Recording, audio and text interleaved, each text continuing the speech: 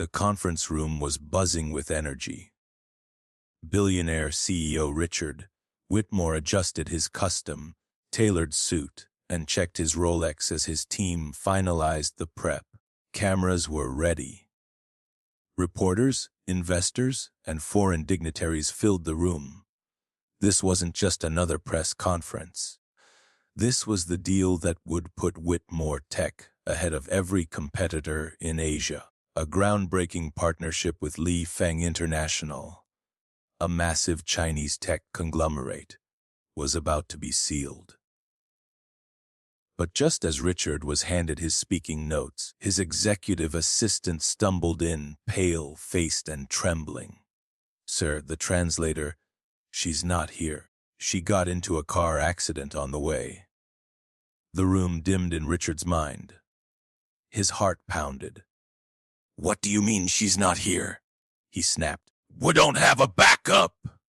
The assistant stammered. We tried calling agencies. No one available on such short notice."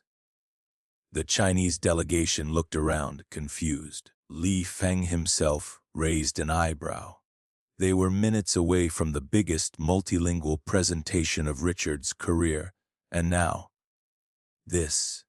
In the back of the room, unnoticed by almost everyone, an older black janitor named Marvin pushed his cleaning cart and quietly watched the chaos unfold.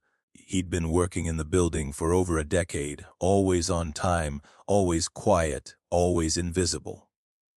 But today, Marvin didn't move on. He listened. Then he did something no one expected. He walked to the front. "Sir, I can translate." The room turned as one. Richard blinked. "You?" "Marvin," he almost laughed. "This isn't the time for jokes." Marvin didn't smile. "No jokes, sir. I lived in Beijing for 12 years. Taught English. I speak Mandarin fluently." The room held its breath. Li Feng looked intrigued. One of his aides said something in Mandarin. Marvin replied immediately, with the perfect tone and accent. Li Feng smiled. Richard hesitated only a second longer. "Fine, get up there. If you screw this up, I won't," Marvin said calmly. And then the most incredible thing happened. Marvin stepped on stage beside Richard, and the press conference began. Smooth, confident. Every word Richard spoke, Marvin echoed in precise Mandarin, conveying not just the words but the emotion, the intention. The Chinese investors nodded, smiled, clapped. Li Feng was delighted. Afterward, the deal was signed. Cameras flashed. Champagne bottles popped.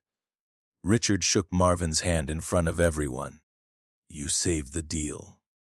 Thank you." But that night, in the quiet of his office, Richard couldn't stop thinking. Why was a man with that kind of skill mopping floors? He called in HR, pulled Marvin's file. What he found shocked him. Marvin Lewis, age 57, former university professor in Beijing, master's degree in linguistics, published translator. Once consulted with foreign embassies, but then, blank space. A decade-long gap. Then janitorial work, minimum wage. Richard leaned back, eyebrows furrowed. What had happened to this man? He requested Marvin to his office the next day. Marvin entered slowly, still in his blue uniform.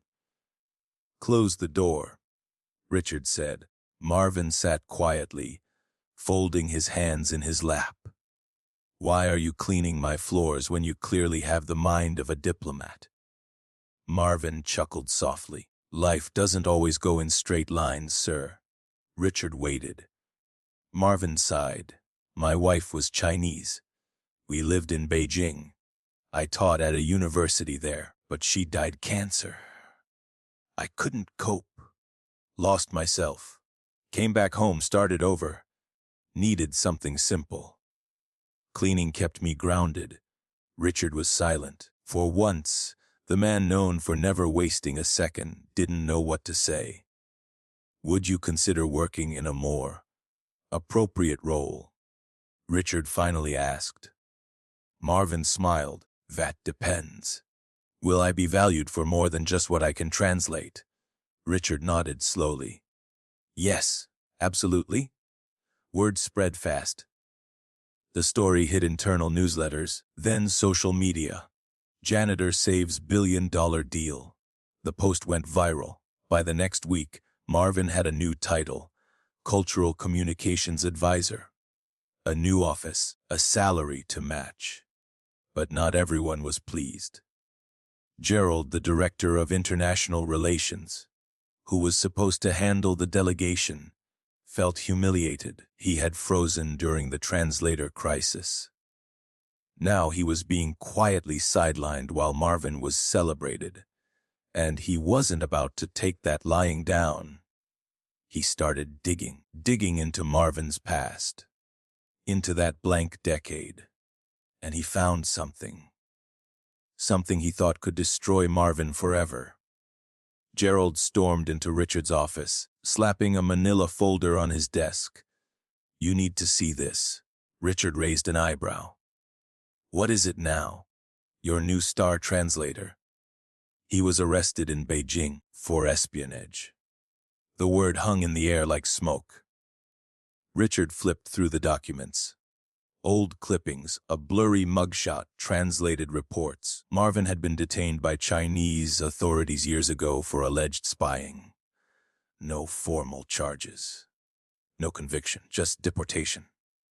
Richard felt cold all over. He summoned Marvin immediately. This time, Marvin entered slower. His face didn't hide his suspicion. Richard gestured to the folder. Explain. Marvin looked, then laughed softly. That again. Again. I was helping an American journalist navigate government censorship. They didn't like that. Accused me of leaking information. I spent 3 weeks in a detention center. Eventually, they realized I wasn't a threat. Kicked me out. But it ruined my career. No university wanted the risk. Richard watched him carefully.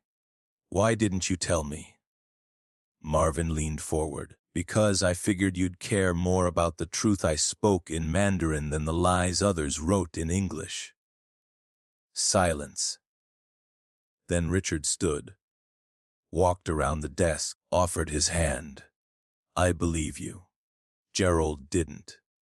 He started a smear campaign, leaking pieces of the story to bloggers, trying to turn Marvin's moment of victory into scandal. But something unexpected happened. Li Feng himself issued a statement. Mr. Marvin Lewis is a man of integrity. The allegations are baseless. We stand by him. And just like that, Marvin's reputation wasn't ruined. It was reborn. A month later, Richard stood in the same conference room where the chaos had first unfolded. This time, Marvin stood beside him.